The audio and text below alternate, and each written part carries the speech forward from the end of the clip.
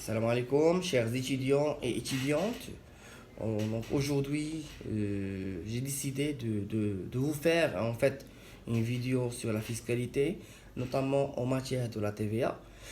Souvent, lorsqu'on parle d'une taxe sur la valeur ajoutée, c'est-à-dire la TVA, on parle d'une taxe qui frappe la consommation et la dépense. C'est-à-dire plus on consomme, plus on paye de la TVA. Donc c'est une taxe plutôt indirecte, une taxe avec une contrepartie, parce que lorsqu'on parle de la TVA, on parle de la consommation. Donc la contrepartie de la TVA, c'est la consommation, la dépense. Mais pour n'importe quel impôt ou n'importe quelle taxe, on doit parler sur son champ d'application. Le champ d'application de la TVA au Maroc comporte des opérations qui sont imposables, des opérations qui sont exonérées, dites avec droit de déduction, et exonérées, dites sans droit de déduction, et des opérations sous le régime suspensif. Mais avant de décortiquer en détail ces différentes opérations, il est important, voire primordial, de discuter un peu la territorialité de la TVA au Maroc. La territorialité fait référence au territoire ou l'espace dont on parle de la TVA. Généralement, la TVA concerne tout ce qui est opération d'ordre commercial, industriel, artisanal ou relevant de l'exercice d'une profession libérale, mais les opérations doivent être réalisées ou le CV doit être rendu ou exécuté au Maroc, c'est-à-dire dans le territoire marocain. Donc, il y a toujours un point de départ et un point d'arrivée. Je vous donne un exemple très simple.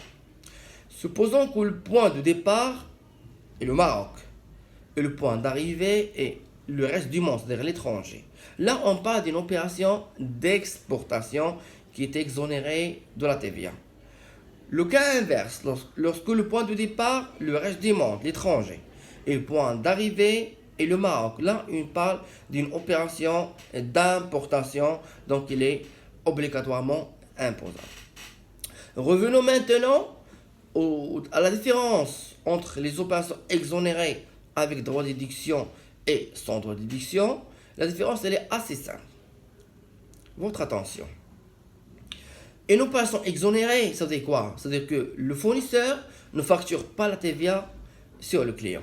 Ça, c'est une opération en hors taxe. Mais lorsque je vous dis avec droit de déduction, c'est-à-dire avec droit de récupérer la TVA que nous avons supportée en amont. Ça veut dire lorsque j'achète, je peux récupérer la TVA. Mais je facture bien sûr la marchandise ou les biens vendus en hors taxe. Mais exonéré sans droit de déduction, donc je ne peux pas facturer la TVA en tant que fournisseur et je ne peux pas aussi récupérer la TVA que j'ai supportée lors de mes achats.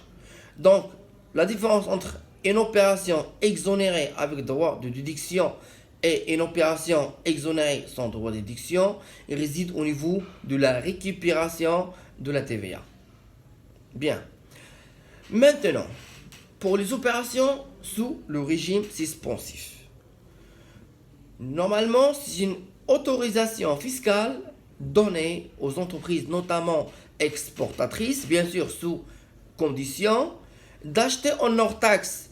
Donc, on les encourage afin d'exporter plus et plus et plus, mais bien sûr en contrepartie, on leur donne des avantages comme l'achat en hors taxe, vu que l'exportation est une opération qui était exonérée bien sûr, et donc ils n'achètent pas en hors taxe et ils vont en hors taxe. Maintenant, lorsqu'on parle de la TVA, elle est impérativement indissociable de parler sur les deux régimes. Le régime de droit commun, ce qu'on appelle le régime encaissement, et le régime de débit, dit aussi régime de facturation. Le régime de droit commun, c'est-à-dire un régime où l'entreprise est soumise, dit sa constitution. Régime de droit d'encaissement, c'est-à-dire quoi exactement? Lorsqu'on veut facturer une TVA, lorsqu'on veut calculer ou déterminer une TVA facturée, collectée, on la détermine, on la calcule sur le montant effectivement encaissé. C'est pour cela qu'on l'appelle régime encaissement. C'est-à-dire on s'intéresse au montant effectivement encaissé. Pour le régime DIBI, pour la détermination de la TVA facturée, de la TVA collectée, on ne s'intéresse pas au mode d'encaissement ou à l'encaissement, mais on s'intéresse au montant de la facture, qu'il que soit encaissé ou non.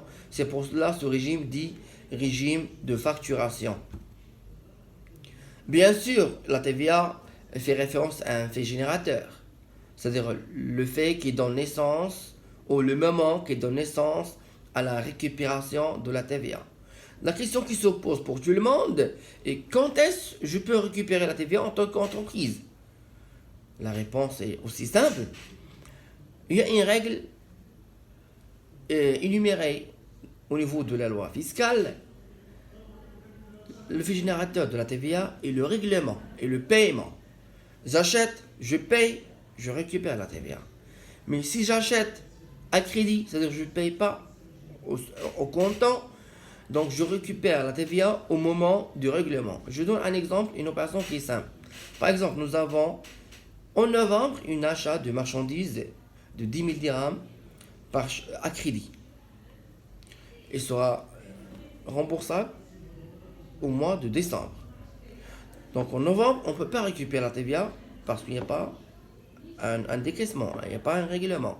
Mais au mois de décembre, lorsqu'on paye, lorsqu'on règle, on pourrait aussi récupérer la TVA. Donc, pour les deux régimes, encaissement ou régime DIBI, le fait générateur, c'est-à-dire le moment qui donne naissance à la récupération de la TVA, c'est le règlement. Mais il y a une exception pour le régime DIBI, un cas spécifique, celui de l'acceptation d'un effet de commerce. Donc pour le régime du DIBI, pour récupérer la TVA, il faut qu'il y aurait un règlement, mais aussi l'acceptation d'un effet de commerce, il est considéré comme un règlement. Donc la différence entre le régime DIBI et le régime encaissement en matière de la récupération de la TVA, pour le régime encaissement, le fait générateur, c'est le règlement, c'est le paiement, mais pour le régime DIBI, c'est le règlement ou est l'acceptation d'un effet de commerce, c'est-à-dire billet à ordre ou une lettre de change. Qu'est-ce qu'il nous reste à dire aussi? Il y a aussi quelques cas spécifiques qu'on peut parler. Donc tout ce qui est opération hors exploitation, normalement, ne donne pas droit à la récupération de la TVA. Tout ce qui est réception et émission, ce sont des opérations qui ne donnent pas droit à la récupération de la TVA.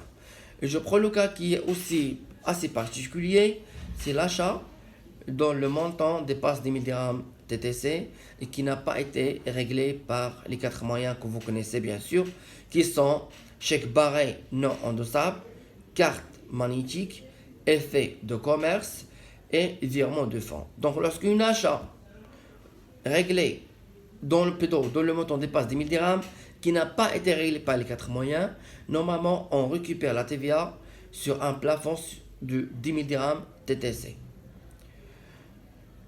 Il nous reste aussi de parler un peu sur les différents taux qu'on peut avoir au niveau de la TVA au Maroc. Généralement, il existe ce qu'on appelle les taux ad valorem, avec un taux normal de 20% et des taux réduits de 14%, 10% et 7%. Et nous avons aussi des taux spécifiques, c'est pour l'argent, l'or et l'alcool. Pour les taux ad valorem, c'est-à-dire les taux en pourcentage, comme je vous ai dit, le taux normal c'est de 20%. Les taux réduits, je prends le cas de 14%, normalement le code général d'impôt, il a énuméré un ensemble des opérations qui sont taxées à 20%, un ensemble des opérations qui sont taxées à 14%, les opérations taxées à 10% et celles-ci taxées à 7%. Mais aussi il y a une petite logique qu'on peut décortiquer, qu'on peut parler, qu'on peut avancer.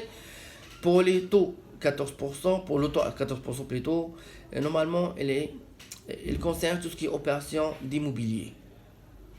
Pour le taux de 10%, il concerne tout ce qui est opération d'hôtellerie et restauration et les services bancaires.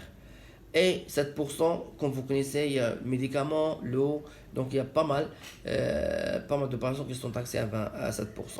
Donc, je vous incite et je vous conseille de consulter le Code général d'impôt pour voir en détail ces différents taux et les opérations afférentes, et même de voir un peu quelles sont les opérations qui sont imposables et les opérations qui sont exonérées, soit avec droit de déduction, soit sans droit de déduction.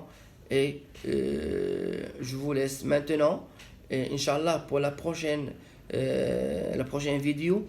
Donc, je vais partager avec vous un cas pratique de la TVA en calculant bien sûr la TVA due, la TVA qu'on doit payer